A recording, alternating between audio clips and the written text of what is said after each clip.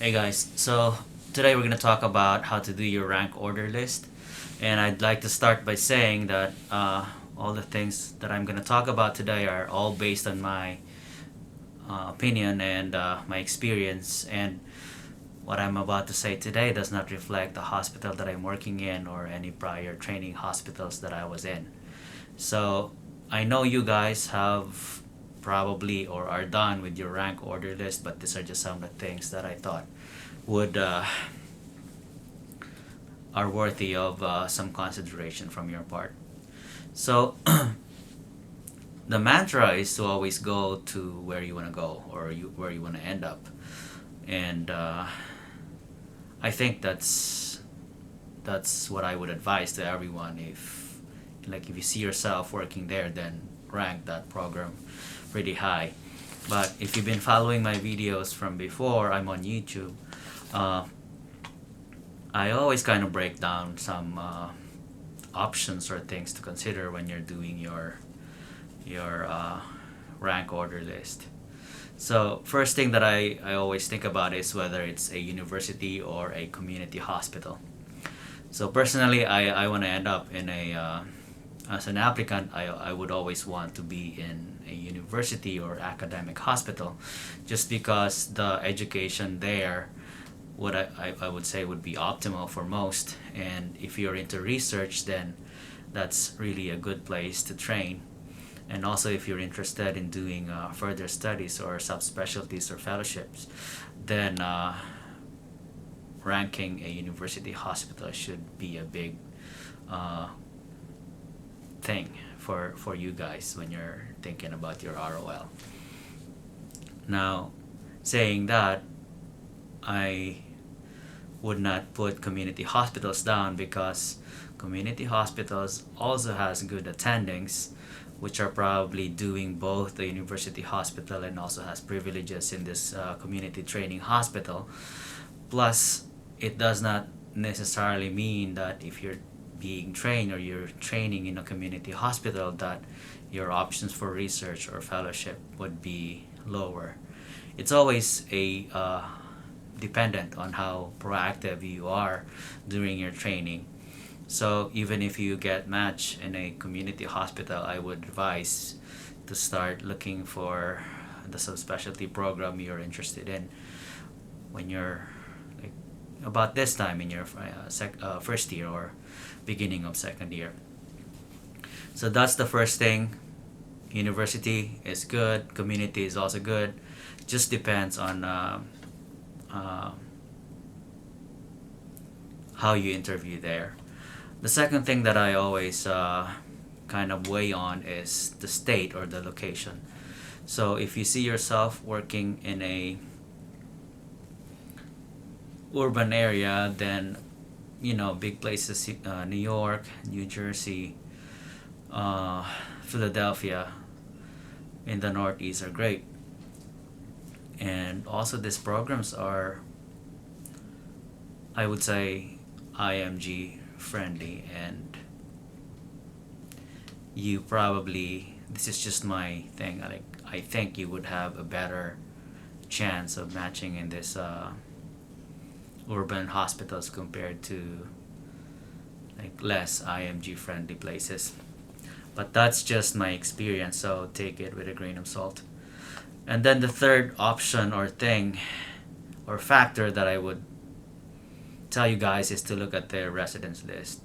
If this hospital, university or community hospital are IMG friendly and you see IMGs working there, then that is a good sign that you might get matched there.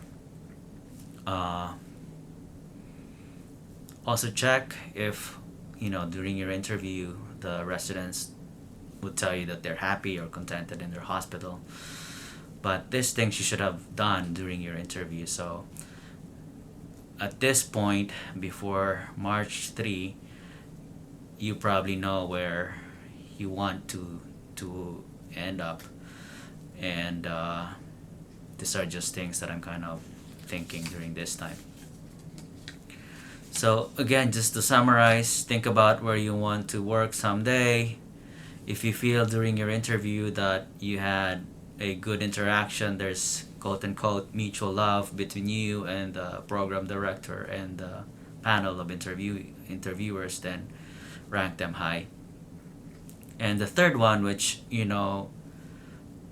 really depends on you guys. You are the one who did the interview. You know, you somehow feel, or you should have felt how it went. So if you feel like it's a program that liked you during that time, then I would recommend ranking them high also. Now, saying that, when I applied, I ranked the places that I really like, but I ended up on the fifth hospital on my list. So every applicant will be different. You know where you stand. You know how strong an applicant you are.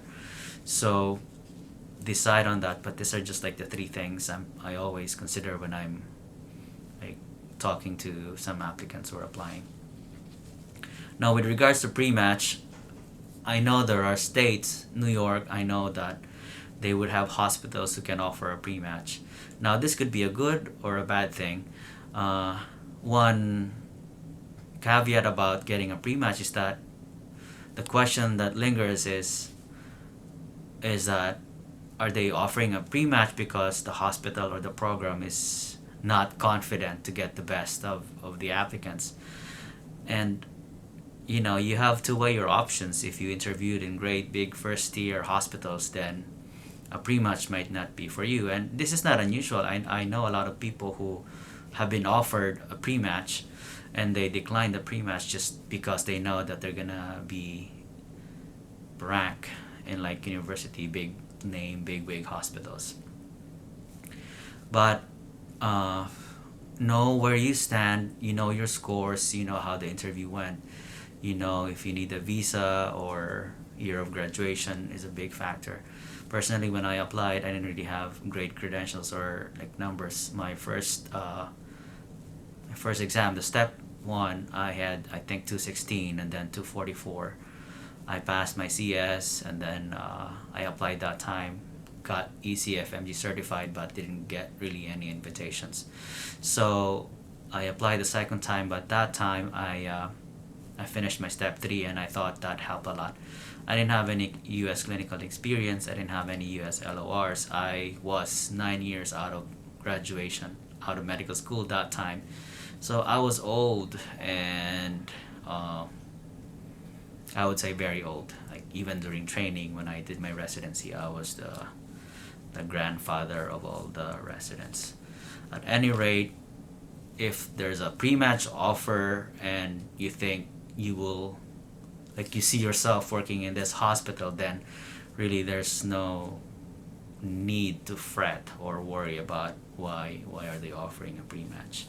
So this can be both good or bad, but always exercise due diligence and research, so that this is 3 years of your life, 4 years of your life. So weigh all the factors, and really you can't control everything because there's always like two sides during this ROL or match.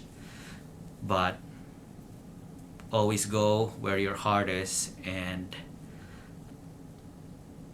balance that with how your interview went and how strong your application is.